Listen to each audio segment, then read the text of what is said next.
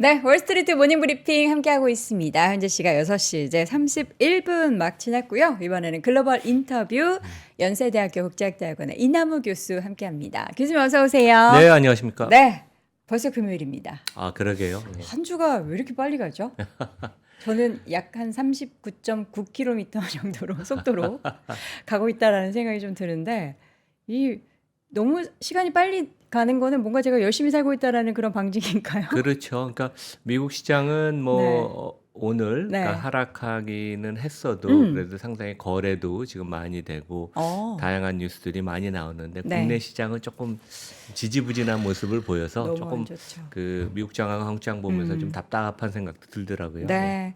자, 여러분의 답답한 마음들 하나씩 좀 풀어 드렸으면 좋겠고요. 이제 오늘은 우리 교수님을 금요일마다 뵙고 있으니까 하나씩 풀기 전에 이제 저의 숙제, 저는 이제 영어 문제를 풀어야 합니다. 오늘의 영어 테스트는 뭘까요? 제가 전에 그 valuation의 드라이버, 네. valuation을 결정하는 요소는 뭐냐, 이제 그런 거는 제가 여쭤봤잖아요. 뭐 기업 이익 증가, 네. 뭐 금리, 뭐 배당, 뭐 이제 이런 것들이 valuation을 결정하는데 그러면 그것의 한 단계 전에, 그러니까 제가 이제 수업을 가르칠 때 마지막 주에 valuation을 가르치고 이제 그 전에 펀디멘털하게 이제 earnings driver를 그 전주 몇 주 동안 커버하는데 네. key drivers of earnings, 그러니까 기업 이익을 결정하는 요소가 무엇일까? 이제 제가 이걸 왜 그 우리 여행한테 물어보냐면 그 오늘 이제 엔비디아나 뭐 자동차, 스타벅스 얘기를 하려고 그러는데 그 결국 우리가 기업을 분석할 때 네. 아니면 우리가 투자를 하는 기업의 경영자 CEO가 고민하는 게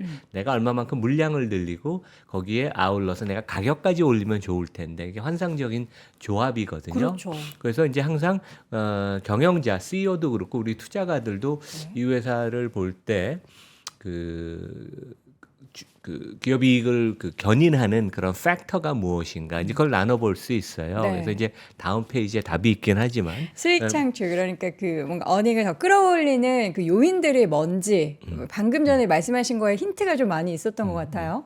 네. 그래서 이제 우리가 되게 쉽습니다. 그러니까 뭐 투자가 어렵다고 생각하고 실제 어렵지만 우리가 네. 또 단순화시키면 그러니까 월가의 애널리스트들이 아주 복잡한 그 모델을 갖고 엄청난 그 일을 하는 것 같이 보이죠. 막상 자기 하는 일을 되게 단순화시켜서 자기가 커버하는 산업과 주가의 가장 핵심 변수 두세 개를 예측하려고 노력을 하거든요. 그래서 우리도 이제 그렇게 하면 돼요. 그래서 볼륨 얼마만큼 물량을 파느냐. 네. 그러니까 엔비디아 같으면 H100 그 칩을 몇 개를 팔았냐.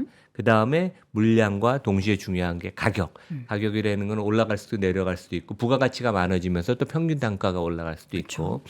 그리고 이제 이 두 가지가 매출을 결정하고 거기에 커스트, 이제 원가. 그리고 기업들은 항상 이제 원가를 낮추려고 되게 피나는 노력을 하죠. 그래서 볼륨, 프라이싱, 커스트가 그 세 개가 이제 결합이 돼서 영업이익 마진을 만들어내고 그다음에 요즘 뭐 좋은 기업들은 미국은 더 그렇고 한국도 빚이 없죠. 그래서 이제 자본 구조 빚이라는 게 큰 의미는 없지만 조금 부실한 회사들은 또 그 차입금이 시가총액의 규모를 결정하는 경우가 있어요. 이마트 같은 경우 빚이 너무 많으면 그 주가가 시가총액이 오르기가 어려우니까 그래서 볼륨 물량, 프라이싱 가격, 그 다음에 커스트 원가. 그 다음에 마지막으로 빚이 있는 기업들은 자본 구조. 그러니까 이렇게 생각하면 되게 그 어렵지는 않아요. 그래서 우리가 이렇게 항상 생각하는 좀 훈련이 필요하다. 예. 네. 그래서 오늘 영어 테스트는 읽어주시만 하시고 다 알아서 우리 교수님께서 원래 제 시험이 오픈북입니다. 예, 풀어주셨습니다. 자, 이번 주에 이제 연준의 베이직북이 공개가 됐는데 그 내용에 있어서 좀 주요점이 뭐였을까요? 그러니까 조금 전에 네. 그 미국에서 1분기 그 GDP. GDP 잠정 실적이 네. 조금 더 하향 조정이 네. 됐죠. 1.6에서 1.3%. 그거랑 약간 비슷해요. 그래서 베이지북은 12개 그 지역 연준이 약간 그 뭐 기업이나 이런 데를 대상으로 서베이를 하는데 여기서 나오는 게 그러니까 뜨뜻미지근한 완만한 경제 성장을 하고 있다. 하지만 소비자들은 가격 인상에 대해서 엄청난 저항을 하고 있다. 그래서 이제 이런 것들이 시사점인데 이런 게 그 기업 입장에서는 시장에서 나쁘진 않아요. 약간 완만한 성장이 주가의 밸류에이션을 유지시켜주고 기업이 두 자릿수에 가까운 기업이 증가율을 만들어낼 수 있는 근간이거든요. 그래서 이제 시장에서 나쁘진 않은 것 같고 그래서 이제 제가 그 매크로 뉴스는 거 하나 준비를 해왔고요. 네. 네, 다른 것들은 이제 기업 뉴스인데 제가 어제 이제 영상을 제 이담을 유튜브에서 조용히 올렸는데 네. 엔비디아 주가 뭐 너무 좋죠. 그리고 제가 지난주에 나와서도 주가 차트를 보여주면서 그 밸류에이션이 여전히 매력이 상당히 있다. 하지만 이제 우리가 항상 투자를 할 때는 리스크도 생각을 해야 돼요. 그러니까 네. 우리가 아직 경험이 없는 투자가분들은 이제 리스크 얘기를 하면 아 이게 이나무 교수가 아니면 얘기한 분들이 그 주가를 안 좋게 보는 거 아닌가. 이제 그게 아니라 항상 높은 성장을 하려면 그만큼 리스크를 지고 네. CEO가 회사를 운영하는 거거든요. 그래서 리스크가 뭔가를 제가 게스트로 그 우왕재 그 전기전자공학 박사예요. 이분을 모시고 그 미국 주식 특히 반도체 엔비디아 얘기를 했는데 엔비디아 3대 리스크가 뭐냐 이제 그것을 제가 그러니까 전문가 의견을 제가 정리해서 전해드리는 겁니다. 제가 네. 그 정도의 깊은 지식은 없고 그다음에 이제 다른 거는 자동차인데 아까 제가 말씀드린 것처럼 기업이익이 물량과 가격에 의해서 많이 결정된다고 그랬는데 코로나 시기 동안 우리 소비자 우리들도 느끼고 우리 3프로 구독자분도 느끼겠지만 자동차 값이 너무 많이 올랐어요. 그렇죠. 그래서 소비자들이 이제 저항을 하는 거예요. 더 이상 가격을 올리면. 그래서 미국에서는 자동차 재고가 지금 급격하게 많이 쌓이고 있고 1분기 실제 성장률이 내려간 것 중에 하나가 그 자동차가 판매가 안 되고 재고가 늘어나는 그런 효과도 있었거든요. 그래서 소비자의 저항이 있고 재고가 쌓이면서 가격 인하를 지금 엄청나게 하기 시작했다. 그래서 자동차 업종 회사들한테 좋은 뉴스는 아니죠. 거기다가 이제 전기차들의 경쟁이 더 심화가 되고 있으니까. 네. 그다음에 이제 다음 기업 뉴스는 중국으로 넘어가서 스타벅스가 가격 할인해 본 거 경험해 보신 적 있으세요, 우리? 스타벅스 가격 할인은 없죠. 없죠. 근데 네. 중국이 지금 끼워 팔기도 하고 워낙 로컬 업체들의 경쟁이 심해서 스타벅스 하면 쿠폰 주고 그래갖고 반값에 스타벅스가 파는데 로컬 업체들의 판매 가격은 그것에 반값에서도 못 미쳐요. 그래서 가끔 이벤트 해가지고 몇 시부터 몇 시까지 뭐 가격 해주는 무슨 그런 선물 이벤트는 주고 그러는 네, 건 좀 있죠. 가끔 있는데 중국은 지금 그거를 아예 대놓고 할인 한다는 쿠폰을 거죠. 끼워주고 그래서 저도 이런 건 스타벅스 오. 처음 봤어요. 그래서 이 중국이라는 나라는 애플, 테슬라도 고전을 하는데 네. 스타벅스가 가장 중국에서 공격적으로 투자를 했던 미국 기업이거든요. 지난 한 5년, 10년 동안. 네. 그래서 야 이게 중국이라는 나라가 참 쉽지가 않다. 그래서 우리가 아까 말씀드린 물량과 가격 측면에 있어서 가격의 충격이 너무 크면 기업들이 참 버티기 어려운 것을 보여주고 스타벅스 주가가 최근에 계속 안 좋았습니다. 그다음에 이제 마지막은 우리 뭐 밸류업 되게 중요하고 네. 우리 제가 소속된 거버넌스 포럼에서 우리 1호로 발표한 키움증권이 밸류업을 제대로 계획을 발표 안 했다고 해서 저희가 좀 나쁜 학점을 줬죠. C학점을 줬는데 네. 미국은 정부 주도로 안 하지만 마켓에서 밸류업이 계속 이루어져요. 그래서 우리랑도 좀 친숙한 아날로그 반도체 전문 회사인 TI가 밸류업을 잘 안 하고 있으니까 갑자기 이제 또 나타나서 이럴 때 이제 엘리엇이. 가정교사를 하는 엘리엇이 나타나서 25억 달러 지분 투자를 했고 공개 사안을 이번 주에 발표를 네. 했습니다. 그래서 이걸 통해서 우리가 한국에서도 지금 전개가 되는 밸류업 우리 시장이 너무 중요한데 되게 선진국에서는 이렇게 그 민간에서 자율적으로 이루어지고 있구나. 이제 그걸 한번 좀 살펴보겠습니다. 네, 알겠습니다. 오늘도 바쁘게 좀 한번 하나씩 열어봐야 될 것 같습니다. 앞서 잠깐 언급해 주셨던 그 베이지북 내용이나 이제 오늘 GDP 발표 내용들을 보면은 전체적으로 좀 경기가 뭔가 그래도 좋다라고는 하지만 살짝씩은 좀 고개를 숙이고 있는 것 뜨거운 같아요. 건 아니고 네. 약간 뜨뜨미지근해서 시장은 그런 걸 되게 좋아합니다. 네, 그래서 그런 상황이고요. 그래서 이게 이제 1분기 성제 성장이 발표되고 나서 네. 4월 초부터 5월 중순까지 서베이니까 그렇죠. 되게 우리한테는 이제 2분기 실적을 예측하는데 좀 도움이 되는 거고 여기 보면 이제 핵심 내용들이 그 소비 지출이 좀 완만하게 증가를 하고 있고 그중에 증가를 하고 있군요. 증가는 하고 있는데 증가율이 되게 낮다는 얘기죠. 그중에 특히 여기 auto sales were roughly flat. 그러니까 네. 자동차 판매가 여전히 계속 지금 이제 좋지는 않습니다. 하지만 그 이제 여름 휴가 시즌을 앞두고 여행이나 리저에 대해서는 여전히 지출이 크다. 그래서 아직까지 제품에 대한 구매로 연결은 안 되고 서비스는 계속 좋은 그런 양상을 보이는데 네. 여기서 이제 그 제목 중에 부제목으로 올라온 게 Consumers Pushing Back on Higher Prices. 그래서 소비자들은 그동안 가격이 너무 많이 올라서 더 이상 오르는 거에 대해서 강력하게 지금 저항을 하고 있다. 그래서 네. 1분기 월마트 실적을 그 우리가 되돌아보면 그 소비자들의 물량 구매 횟수는 증가를 했지만 판매 단가는 안 올랐었어요. 싼 거를 예, 그래서 구입했군요. 확실히 1분기에도 그랬고 2분기에도 미국 소비자들은 값이 많이 오른 거는 안 사고 그다음에 회사들도 이제는 알아서 스스로 가격 인상을 되게 자제하는 그런 모습. 그래서 이제 약간 이게 우리가 경제를 통해서 시장을 볼 때 좀 특징인 것 같습니다. 그러면 사실 기업들의 실적이 좀 줄어들 수 있는데 그래도 이제 전체 실적에 대한 평균은 계속해서 올라가고 그러니까 있는 건 특화가 다행인 것 되고 같아요. 비즈니스 모델이 확실하게 자리 잡은 네. 데들은 이제 소비자들의 트래픽을 계속 유발해서 가격 인상은 못해도 물량을 증가시키면서 그 매출을 증가시키고 이제 원가를 타이트하게 매니지하면서 이익을 내는 것 같고 네. 비즈니스 모델이 어중중한데 네. 그러니까 그런데 타겟 같은 데가 그랬죠. 그 타겟은 가면 이게 백화점인가 아니면 월마트인가 항상 그런 고민을 좀 하거든요. 그런 데들은 좀 힘들어서 확실히 개성이 있는데 그러니까 소비자가 이런 목적으로 내가 이 스토어를 방문하지 그런 데들은 네. 계속 괜찮은 것 같습니다. 이름은 타겟인데 타겟을 잘 못 그러게요. 잡네요. 네, 좋은 지적. 이름처럼 잘 못 가는 것 같다라는 생각이 듭니다.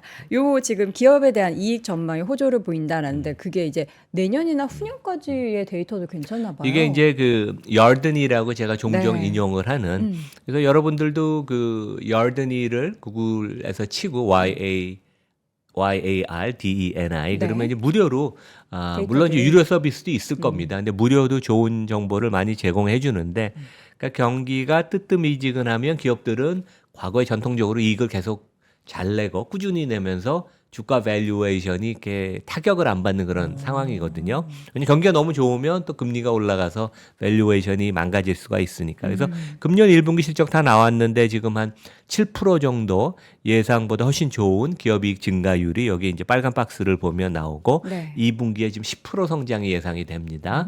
3분기에는 9%, 그다음에 마지막 4분기에는 14%. 네. 그러니까 이익이 성장이 가속화되는 모습을 보이고 연 전체를 보면 올해 10% 이익 성장, 내년에 14%, 2026년에 13%. 그러니까 우리 입장에서 이제 부럽죠. 안정적인 성장을 하면서도 탄력이 유지가 되는. 그래서 이제 이게 어떻게 보면 뭐 오늘 주가 좀 밀리긴 했지만 네. 미국 시장이 최근에 계속 강세를 보이고 리스크 온 모드로 가는 이제 그러한 가장 근거가 된다고 볼 수 있습니다. 네.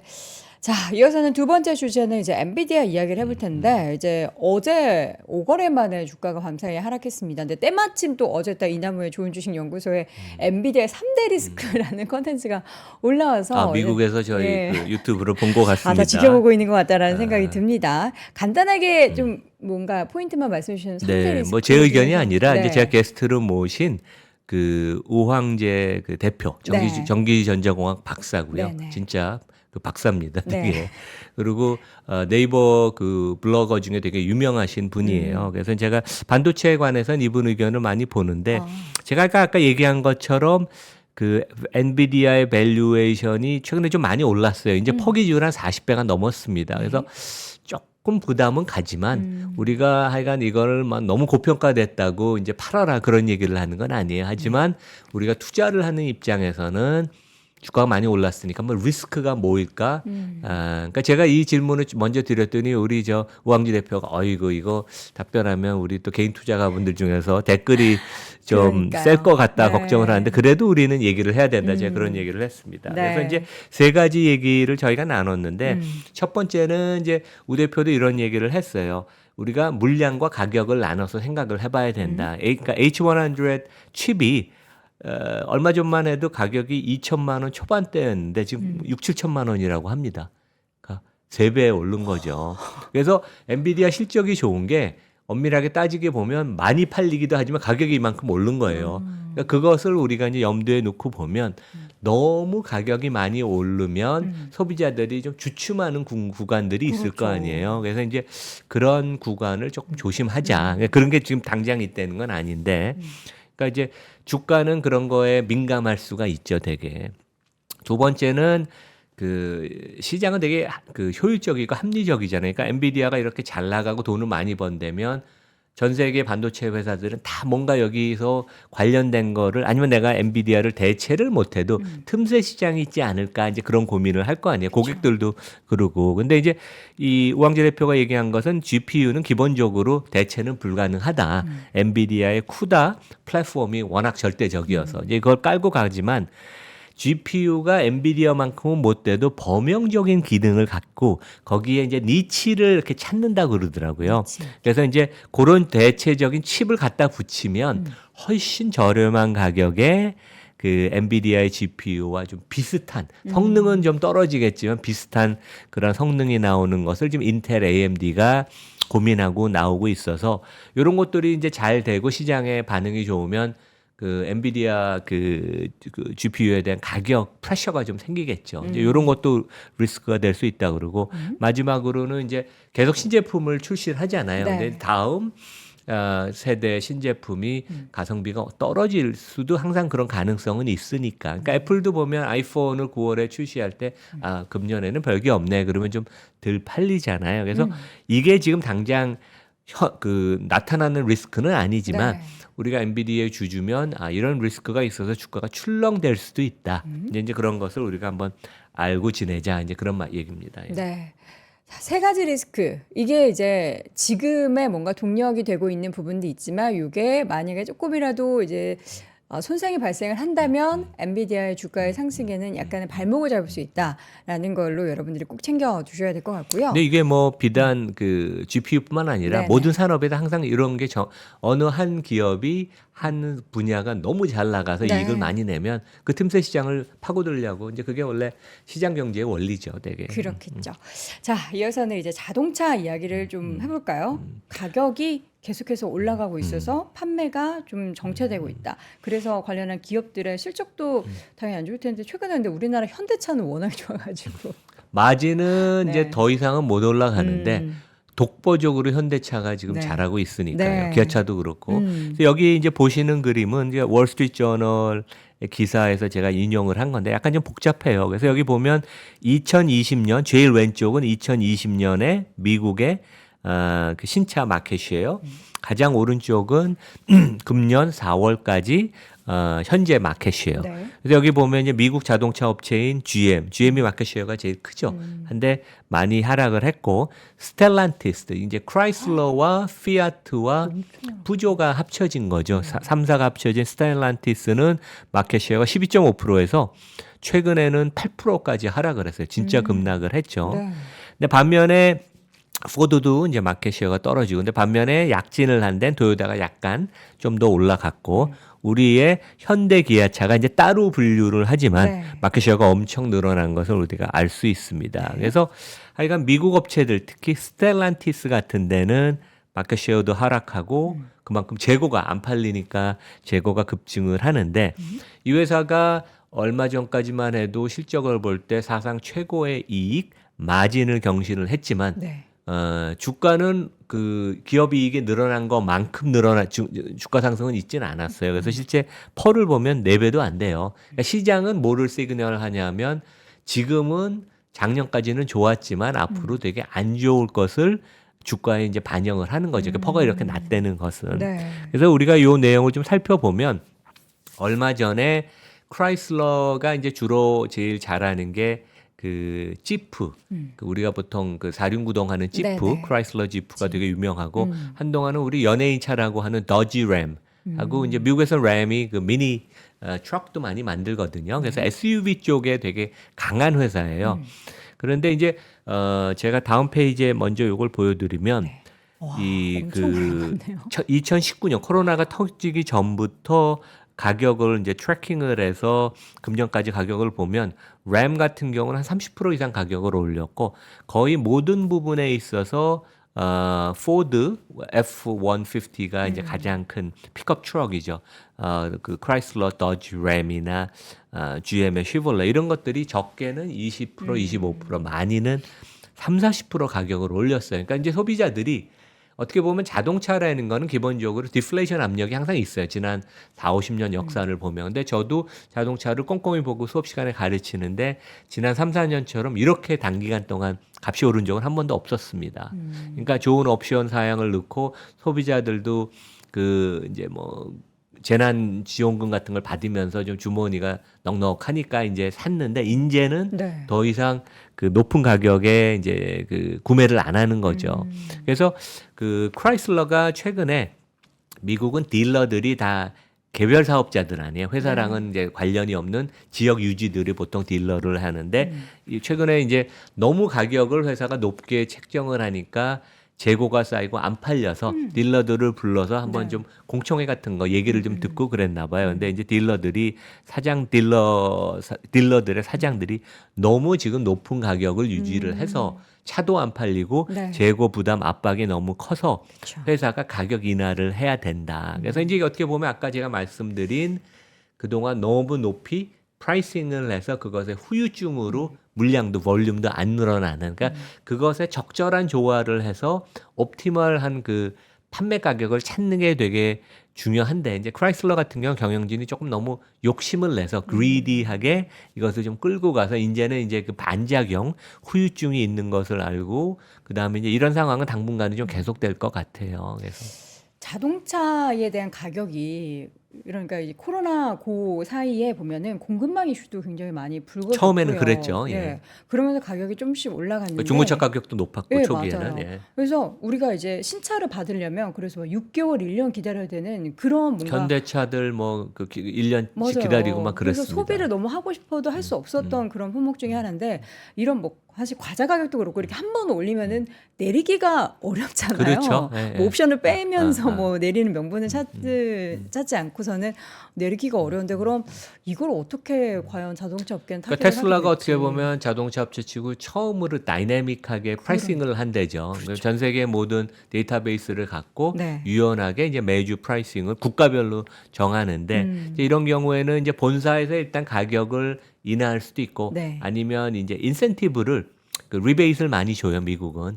그래서 이제 지금 뭐 리베이트 한 3,000불, 4,000불까지도 네. 올라갔는데 소비자 입장에서는 그건 실제 디스카운트를 받는 거나 똑같으니까 이제 미국은 항상 그 리베이트이 있고 그것을 조절을 이제 본사가 하는데 이제 그런 국면으로 좀 들어가는 것은 그래서 많이 가격이 그러니까 소비자 입장에서 가격이 하락이 해야지 다시 네. 수요가 조금 이제 부축이 되는 이제 그런 상황으로 갈 것 같습니다. 네. 얼마 전에 제가 자동차 구경을 한번 하러 갔거든요. 그 볼보의 굉장히 유명한 SUV 있잖아요. 구매하시려고요. 그래서 여쭤보면 그냥 궁금해서 하도 유명한 차니까 해서 혹시 이거 뭐 그 가격에 대한 인하 이런 거 없냐니까 저희 브랜드는 없습니다. 이렇게 얘기해서 볼보는 줄 서서 사는 차인가 싶어가지고 좀 그랬는데 다른 차 업계들은 약간 이런 뭔가 방법들을 최근에 국내에서도 강구하고 뭐 있기 현대차 같은데 할인을 많이 준다고 네, 하죠. 네. 실구매자로 안 보여서 그런 거 아닌가 그런가 생각이 됩니다. 봅니다. 네. 근데 볼보가 그 주일리 중국 업체들이어서 네. 거기도 그렇게 뭐 만만치는 않을 것 같은데. 근데 아마 뭐 구체적으로 얘기를 하면 또 할인을 주지 않을까요? 이제 그런 생각도 드네요. 저한테는 안 깎아준다 그러더라고요. 자, 이어서는 스타벅스 이야기를 좀 한번 해보도록 하겠습니다. 주가가 영 힘이 없어요. 네. 그러니까 주가가 뭐 이 회사가 어떻게 보면 그 약간 좀 귀족주 같은 느낌을 드는 왜냐하면 퍼가 네. 과거에 25배 밑으로 떨어진 적이 없어요. 그만큼 이 회사는 그 고객의 충성도도 있고 네. 프리미엄 그 브랜드에 대한 것을 또 주주들이 좋아하고 그다음에 경영진에 대해서 되게 그 좀 평가도 높게 주고 그래서 네. 퍼가 되게 높고 그랬는데 최근에 보면 주가가 많이 하락을 했음에도 주가가 많이 하락했으면 퍼가 내려오는 게 당연하죠. 근데 퍼도 같이 내려왔어요. 그러니까 이익도 내려왔고 퍼도 주가도 내려왔다는 얘기죠. 그래서 퍼가 한 25배, 30배, 어떤 때 30배도 넘었습니다. 그런데 20배 정도로 내려왔다는 것은 시장이 이 회사의 장기 성장성에 조금 물음표를 지금 단다는 얘기고 여기 보시다시피 주가가 지난 5년 동안 하나도 안 올랐어요. 특히 이제 5년 동안 하나도 안 5년 동안 올랐다고요? 지금은 이제 한 지난 5년 동안 여기 보면 이제 2.1% 올랐다고 하죠. 그러니까 주주 입장에서 이제 아. 배당밖에 못 받은 거죠. 그리고 최근에 보면 2023년 이후로 미국 시장은 그 급격한 턴어라운드를 했는데 스타벅스는 오히려 주가가 역성장을 했다. 그래서 되게 좀 재미있는 국면입니다. 그러니까 네. 스타벅스도 근데 국내에서는 여전히 뭐 매장 가면 손님 많고 계속 승승장구하는 것 같아요. 국내에서도 매장을 늘려서 이제 거의 한 2천 개쯤 된다고 합니다. 예. 네. 전 세계적으로 한 4만 개쯤 되고. 그쵸. 근데 이제 그 소비자 업체들은 그 항상 동일 점포 매출 증가율, 그러니까 이제 그 점포가 1년 이상 운영이 된 데를 기준으로 이제 성과를 많이 측정을 하는데 지난 1분기 실적을 보면 여기 이제 제목을 보면 중국의 동일 점포 매출액이 11% 하락을 했다. 그러니까 중국 경기가 뭐 그렇게 나쁜 건 아닌데 네. 최근에 뭐 공격적으로 계속 그 중국에서 매장을 늘렸는데도 동일 점포 매출이 11% 하락했다는 게 이제 저는 그 당시에 1분기 시작할 때 이제 제가 가장 집중을 했었던 네, 거고 네. 그 덕분에 실제 뭐 전 세계 동일 점포 매출 증가율도 4% 감소를 했습니다. 근데 중국의 매출이 11% 하락한 걸 이제 좀 더 그 따져 보면 물량도 4%를 하락했고 네. 파란 걸로 보시면 가격은 8% 하락을 했어요. 그러니까 스타벅스가 가격 인하를 공식적으로도 이렇게 했다는 얘기죠, 되게. 그러니까 가격도 전에 뭐 5천 원 하던 아메리카노가 지금 8%니까 5%를 사실 4,600억에 4,600원에 판다는. 네, 네. 그러니까 가격도 하락했고 가격을 하락했음에도 불구하고 고객들이 구매 빈도, 횟수도 4% 하락했다니까 되게 좋지는 않죠. 그러네요. 가격 낮췄는데도 덜 보통 그러면 찾는다는 이제 거잖아요. 그 소비자 물량이 늘어나야 네네. 되는데 그래서 실제 미국 회사 치고 가장 공격적으로 중국에 최근에 현지에서 투자했던 데가 스타벅스예요. 스타벅스랑 아마 테슬라를 우리가 손꼽아야 될 것입니다. 네. 근데 그 전략이 지금 이제 적중하지 않고 있다. 이제 그래서 이제 주가에 많이 부담을 주는 건데 그 로이터 기사를 보면 그 뭐 당연히 스타벅스는 프리미엄 브랜드를 유지하려고 가격 인하를 안 하고 미국이나 유럽이나 한국에서 저 스타벅스 가격 인하하는 건 못 봤어요. 가끔가다 아침에 일찍 가면 네. 약간 이벤트. 뭐 성으로. 이벤트로 이렇게 주긴 하는데 네. 지금 그 가장 그 중국에서 많이 팔리는 대표적인 아메리카노 커피를 보면 공식적으로 30% 할인을 해주거나 아니면 그 2 for 1 쿠폰, 그러니까 두 개를 사면 하나 더 하나의 주는. 쿠폰을 할인 쿠폰을 주는. 그래서 이제 공식 그 리테일 가격은 유지를 하지만 네. 그래서 이렇게밖에 할 수 없는 게 워낙 그 러킹 커피나 이런 로컬 커피들이 괜찮은. 그러니까 이제 한국에서 뭐 메가 커피 뭐 이런 네. 데들이 훨씬 더 많고 공격적이고 중국 소비자들한테 이제 어필을 하는 거죠. 그래서 이제 이게 중국에서 발생하는 현상이어서 미국 업체들이든 뭐 한국 업체들이든 하니까 중국에서 경쟁 상황은 네. 다른 지역하고 좀 틀리다. 중국 업체들은 어떤 때는 진짜 출혈 경쟁을 네. 불사하고도 마켓시어를 갖고 가는 그런 모습을 보이고 있습니다. 네. 갑자기 생각이 든 게 이제 우리나라 같은 경우에 물론 이제 스타벅스 코리아가 따로 있고 이제 미국과는 이제 뭐 거의 연관관계가 없지만 우리나라는 스타벅스의 매출을 카카오 기프티콘의 영향이 정말 크다라는 생각이 늘 들거든요. 선물로 주는 거예요. 예, 선물로 줄 저도 때 생일 때 받고 가끔 예, 그럽니다. 좀 이제 뭔가 이제 마음을 가볍게 줄 수 있는 그런 선물 중에서 그 커피 쿠폰이 좀 제일 무난하고 또 스타벅스가 워낙에 매장이 많다 보니까 스타벅스 쿠폰을 많이 주고 받는데 저 같은 경우에도 사실 스타벅스 커피를 제가 현금 주고 사 먹는 것보다는 거의 쿠폰으로 사용을 해서 중국에서 약간 그런 전략을 어떻게 좀 우회적으로 해야 되지 않을까. 저도 그러면 하나 예. 보내겠습니다. 그런 생각이 듭니다. 근데 이게 이제 사실 커피에 대한 그 원재료 가격, 원두 가격이 최근에 많이 올랐잖아요. 그렇죠. 그러면서 또 스벅이 매출에 좀 타격이 예. 있을 것 같아요. 네, 원두 가격이 많이 올랐습니다. 그러니까 우리가 이제 중국의 경쟁 상황을 보아서 이제 가격을 보는데 여기 네. 이제 다음 페이지를 보면 로이터 분석인데 여기 그 아메리카노가 있고 라떼가 있죠. 네. 막대 그래프가. 그다음에 스타벅스, 그다음에 이제 제가 파란 박스를 친 럭킨 커피, 그 밑에 코티 럭키컵은 다 로컬 업체들이에요. 럭킨 네. 커피가 그나마 로컬 현지 업체 중에 가장 좀 프리미엄인데 네. 회색이 원래 그 공식 가격이고 여기 그 파란색이 실제 판매 가격이에요. 뭐 왜 이렇게 낮게 그러니까 판매하지? 스타벅스도 할인 쿠폰을 적용을 하면 네. 내가 2잔을 사면 3잔을 먹는 거니까 네. 실제 한 30-40% 싸게 사는 셈이고 이 럭킨 커피 같은 경우는 더 할인을 많이 해주니까. 추리의 경쟁을. 근데 여기 럭킨 커피 외에 커스티 커피, 럭키 커피를 보면 한 1,000원 초반대 커피를 마시니까 스타벅스가 상당히 만만치 않은 상황이다. 그래서 하여간 우리가 아까 제가 제일 처음에 말씀드린 것처럼 가격 경쟁이 심화가 되면 회사가 참 견디기가 어렵다. 네. 심지어 스타벅스 같이 30-40년을 그 프리미엄 브랜드를 유지한데도 이제 그런 말씀을 드리겠습니다. 아, 이게 진짜 경쟁에서 살아남으려면 여러 가지 뭐 정책을 만약에 펼친다고 해도 제가 되게 신기하게 봤던 것 중에 하나가 중국엔 스타벅스 매장이 엄청나게 멋있는 매장이 많더라고요. 아, 그래요? 규모가 네. 크고 그래서 이런 걸로 약간 이제 고객들의 마음을 사로잡나 했는데 그래도 사로잡히지 않는 그런 좀 안 좋은 상황이 연출이 되고 있는 거군요. 근데 지금 보니까 중국에서 스타벅스가 이렇게 좀 지지부진해도 스타벅스는 중국을 절대 놓지 않고 계속 공격적으로 더 투입을 하려고 노력을 하는 것 같아요. 그러니까 회사가 뭐 여기도 항공모함 같은 데니까 네. 이 그 방향을 갑자기 바꾸진 않을 거예요. 근데 이제 스타벅스 본사, 시애틀 본사 CEO의 고민은 그랬을 것 같아요. 실제 스타벅스 코리아를 다 팔았잖아요. 우리가 네. 스타벅스에 사지만 그 지분은 이마트가 갖고 있죠. 그렇죠. 이마트가 또 급하게 사다 보니까 좀 비싸게 산 것 같은데.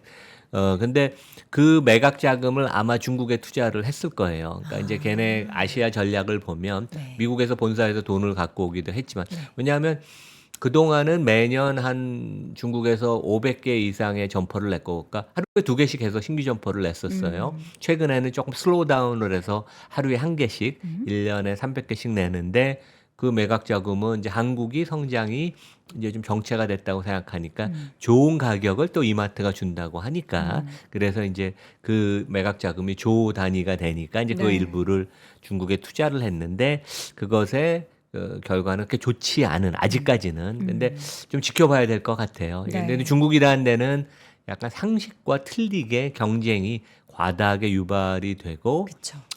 그것이 이제 실제 뭐 외국 업체들 입장에서는 상당히 견디기 힘든 그런 상황인데 지금 스타벅스 매장이 중국에서 7,000개, 그 다음에 2025년까지 9,000개로 늘린다 그러는데 럭킨 커피는 이미 19,000개. 근데 여기가 성장 속도가 더 큽니다. 네.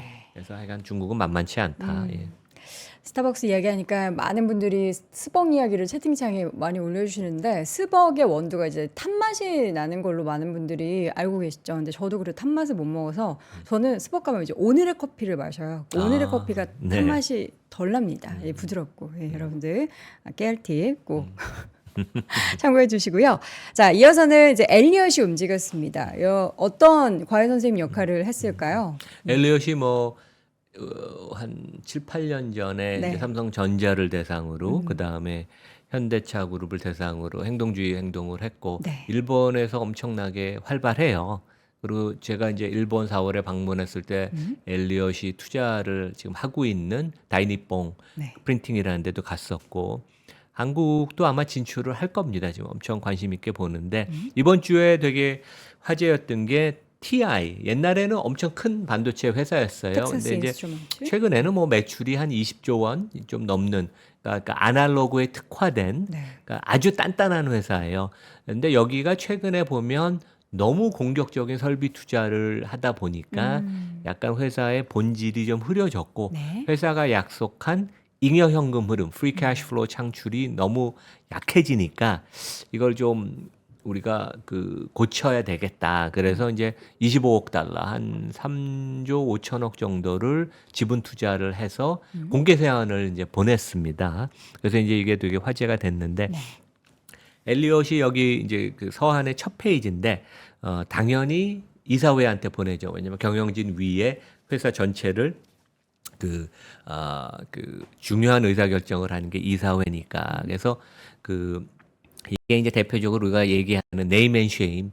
그 국내에서도 이제 그 표현이 익숙한데, 네. 근데 이제 결론은 이거예요. 우리는 TI가 너무 좋은 회사이기 때문에 지금 일시적으로 경영진이 한눈을 팔고 있는데 너희 회사가, 당신 회사가, 귀사가 밸류업을 할 것을 확신을 한다. 되게 네. 완곡하게 돌려서 많이 네, 근데 항상 설명을 하시니까. 그 이런 데는 그럽니다. 당신 회사 워낙 좋고 네. 경영진이 그동안 잘했는데 지금 일시적으로 약간 우회를 하고 있으니까 음. 우리가 집중적으로 인게이지먼트를 해서 네. 제대로 가는 길을, 그동안 가던 길을 가도록 하겠다. 이제 그렇고 회사는 이런 답변을 했어요. 그래서 어차피 여기는 지배주주가 있는데도 네. 아니고 이사회가 이제 합리적인 의사 결정을 하는데 우리는 이제 보내준 서한을 이사회 중심으로 꼼꼼하게 검토를 할 것이고 그 모든 중요한 의사 결정은 make decision that are in the best interest of TI. 그러니까 회사를 얘기하죠. TI and all of our shareholders. 이게 요즘 이번 주에 화제가 되는 상법 개정 얘기예요. 그러니까 미국은 모든 회사가 당연히 모든 의사 결정을 회사와 동시에 모든 주주를 위해서, 네. 그러니까 어떠한 주주도 피해를 안 보게 합리적인 의사 결정을 하는 게 그냥 당연히 기본으로 그 이제 사회 법제도도 그렇지만 회사도 이렇게 그 합니다. 네. 이제 그게 어떻게 이사회 이제 우리가 이번에 상법 개정을 하겠다고 얘기가 이번 주에 지금 국내에 많이 나오는 게 이제 TI에서도 이렇게 나왔고 네. 그 언론의 보도를 보면 그동안 이제 제가 그 자세한 서한은 이제 다음 몇 페이지 동안 보여드릴 텐데 이제 결론을 놓고 보면 그동안 엘리엇이 보였던 행보를 보면 상당히 처음부터 공격적으로 나가는 경우가 많아요. 세게 아주 그 꾸짖고 네. 이사회를 교체를 하거나 이사회 교체를 한 다음에 CEO를 새로 선임하는데 이제 그 단계까지는 안 갔고 오히려 이제 14페이지인가 이제 서한인데 그 이 내용을 보면 뭐 회사가 되게 그동안 잘해왔고 하지만 그동안 그 회사가 철학으로 주장을 해왔던 합리적인 자본 배치. 그러니까 이제 회사의 그 돈을 성장과 주주 환원의 균형 잡히게 그 아주 옵티멀하게 잘 써야 되는데 최근에는 너무 공격적인 투자에 너무 혈안이 돼서 주주를 등한시한 게 아닌가. 네. 이것이 잘못돼서 고쳐야 된다. 바로 잡아야 된다. 이제 그런 얘기를 해서 앞으로 엘리엇이 한번 물면 놓지를 않습니다. 그래서 이게 꽤 그 재미있는 그 이슈가 될 것 같아요. 결국에는 그럼 좀 변화가 당연히 있을 수 있겠죠. 있겠군요. 예. 그래서 이제 그런 것도 왜냐하면 저도 어젯밤에 쭉 서한을 보니까 되게 합리적인 요구고 지금 경영진이 뭐 투자를 많이 할 수도 있지만 또 너무 과도한 투자는 산업을 망칠 수도 있고 나의 우리 회사의 손익을 너무 망가뜨릴 수도 있어서 네. 이제 그런 면에 있어서 한번 다시 원점으로 가서 재검토를 할 것 같아요. 그래서 이제 항상 행동주의자들이 고르는 회사들이 네. 국내도 보면 최근에 이제 로컬 행동주의자들이 많지만 뭐 해외 글로벌 업체들이 보면 좋은 회사들을 되게 골라요. 아주 좋은 회사. 그냥 좋은데 기본적으로 더 좋아질 수 회사는 있는. 펀디멘털은 좋지만 거버넌스가 안 좋거나 자본 배치를 못해서 주가가 좀 망가진 경우가 항상 일시적으로 네. 있거든요. 그래서 여기 보면 그 전 세계의 반도체 회사들의 영업이익률입니다. 작년 2023년. 그러면 제일 오른쪽이 이제 엔비디아 54%, 그 옆이 TSMC 43%, 그 바로 옆이 텍사스 인스트루먼트 파란 거 박스가 42%. 그러니까 수익성이 되게 높은데요. 그리고 왼쪽으로 좀 가면 30% 초반대 ASML. 한데 삼성전자는 없죠. 미국에 상장 안 돼서 없는 거예요? 그렇죠. 그러니까 삼성전자도 네. SK 하이닉스도 네. 미국을 가야 됩니다. 모든 주요 반도체 회사들은 다 미국에 상장이 돼 있다. 그러니까 제품만 경쟁하는 게 아니라 네. 자본시장에서도 경쟁을 시장에서도. 해야죠. 예. 근데 이렇게 40% 넘는 이익을 내는 좋은 회사인데 네. 자본 배치에 문제가 있어서 이 회사가 2022년 이후로는 주가가 횡보를 하고 있습니다. 그러네요. 계속. 왜냐면 박수 반도체 회사들 최근에 주가 엄청 좋았잖아요. 네. 그러니까 그만큼 시장은 좀 심각하게 이 문제를 보고 있고 그러니까 그 전에 2019년, 20년에 주가가 많이 올랐죠. 급반등을 한 후 되게 시장이 좀 우려하는 그런 모습을 보이고 네. 근데 이 회사 홈페이지를 보면 이게 첫 화면이에요. 그러니까 우리는 주주 가치를 되게 중시한다는 걸 그 느낌을 확 주는 그런 화면인데 지난 20년 동안 매년 배당을 증가시켰다. 그래서 복리로 배당이 매년 24% 증가를 했고 네. 주주 환원을 많이 했다는 얘기죠. 그다음에 아울러서 자사주 매입을 많이 사서 그 상장 주식 수가 2004년 이후로 지난 20년 동안 47% 감소했대요. 그러니까 애플보다도 많이 했더라고요. 깜짝 놀랐어요. 네. 그리고 현금 흐름이 그 매출액 대비 퍼센티지, 그러니까 현금 흐름 창출력이죠. 그게 그 S&P 500 기업 중에 상위 한 15%에 들 정도로 돈도 많이 벌고 주주 환원도 많이 하는 되게 그런 회사인데 최근에 조금 약간 현 경영진이 약간 너무 공격적으로 너무 과도하게 투자를 해서 여기 이제 그림 보면 알 수 있어요. 이게 이제 막대 그래프가 이 회사의 그 설비 투자의 그 금액인데 과거에는 한 10억 달러 정도 매년 투자를 하다가 삼성전자 뭐 TSMC보다 훨씬 작은 회사예요. 네. 아날로그에 특화가 돼 있으니까 장치 산업도 아니고 근데 20억 달러로 넘다가 작년 올해에는 50억 달러 한 6, 7조 원 정도를 투자하는데 절대 규모도 문제가 되지만 이 설비 투자를 그 매출액 대비 퍼센티지를 보면 이제 강도를 알 수 있잖아요. 네. 설비 투자 강도를. 근데 과거에는 10% 미만이었는데 지금 30%를 넘습니다. 그러니까 너무 많은. 그러니까 삼성전자도 설비 투자가 매출액의 한 10%대거든요. 네. 그 20%를 넘은 적이 없어요. 근데 이건 너무 좀 지나친 것 같아요. 제가 봐도. 그렇게 많이 알고. 네. 그래서 과거에 지금 이사회 의장을 하는 분이 전에는 과거에 CEO였는데 이분이 우리 회사의 경영 성과를 평가하는 척도는 잉여 현금 흐름이다. 네. 그리고 과거에 보면 잉여 현금 흐름이 여기 보시는 것처럼 엄청나게 많이 증가했는데 지금 잉여 현금 흐름이 엄청나게 안 좋아지고 있어요. 그래서 이제 이런 것을 우리가 이제 바꿔야 되는 게 아닌가. 그래서 이제 잉여 현금 흐름의 장기인데 매 연 기준으로 최근에 뭐 한 6, 7달러 되다가 작년에 1.5달러, 올해도 1.6달러인데 이것을 그 엘리엇은 2025년 한 2, 3년 내에 9달러로 올려라. 그러면 이제 주주 환원도 하고 회사의 성장을 합리적인 수준으로 맞춰라. 그래서 아마 우리 국내 기업도 자본 주주 환원과 성장을 고민하는데 우리가 밸류업을 제대로 하여간 공부를 하고 자본 비용도 계산을 해보고 이제 그래야 된다. 이제 그런 말씀을 드리고 싶습니다. 텍사스 인스트루먼트 엘리엇이 이제 가정교사 과외 선생님이 돼서 딱 붙었습니다. 저는 좀 지켜볼 만하고 기대가 되는데요. 국내에 와서도 네. 할 수도 있죠. 예. 국내에서 누가 좀 붙여줬으면 좋겠어요. 예, 열심히 전체 시장에 대해서 좀 가정교사가 필요한 것 같습니다. 자, 오늘 이렇게 해서 글로벌 인터뷰 함께 했고요. 오늘도 연세대학교 국제학대학원 이남우 교수와 함께했습니다. 고맙습니다. 네, 감사합니다. 자, 월스트리트 모닝 브리핑 오늘도 1시간 15분가량 함께 하셨습니다. 오늘 제가 이제 가기 전에 여러분께 꼭 전달드릴 내용이 있습니다. 오늘이 마지막이라고 합니다. 뭐가 마지막이냐? 바로 3프로 멤버십 할인 이벤트가 오늘 5월 31일 종료가 됩니다.